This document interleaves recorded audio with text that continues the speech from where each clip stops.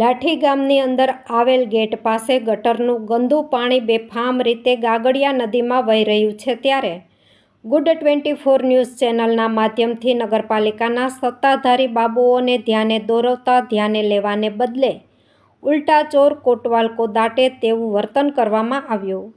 Good 24 news ચેનલના તંત્રી આશિફ પઠાણ સાથે પાલિકાના સત્તાધીશ ક્લાર્ક અલ્પેશ ડાંગરે કાયદેસરની દાદાગીરી કરીને સ્પષ્ટપણે આરોપ ઉછાળીને વાત કરી, જ્યારે લોકપ્રશ્નને વાચા આપીને વાત કરી રહેલા તંત્રીએ લોકપ્રશ્નની રજૂઆત કરી હતી।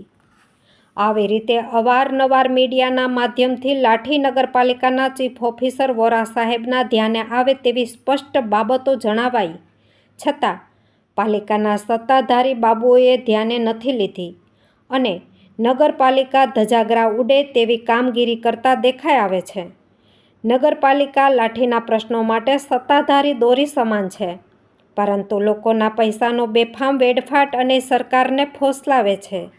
અહીંના નગરજનોની નારાજગી છે, પરંતુ કરે તો શું કરે તેવી હાલત છે। શું પાલિકાના કહેવાતા સત્તાધીશો પત્રકારોને દબાવીને પોતાની મનમાની કરતા રહે તેવું ચાલે ખરા?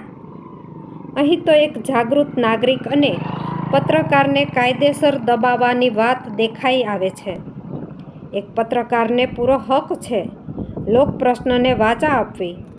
પાલિકાના સત્તાધારી અલ્પેશ ડાંગરે શાંતિપૂર્ણ કેમ વાત કરવી, એના જવાબ કેમ આપવા તે પણ હવે શીખવવું જોઈએ, પરંતુ અહીં તો પત્રકારને ઘેર જતું રહેવા સ્પષ્ટપણે કહ્યું હતું। ગુડ 24 ન્યૂઝ ચેનલ, તંત્રી આશિફ પઠાણ, લાઠી।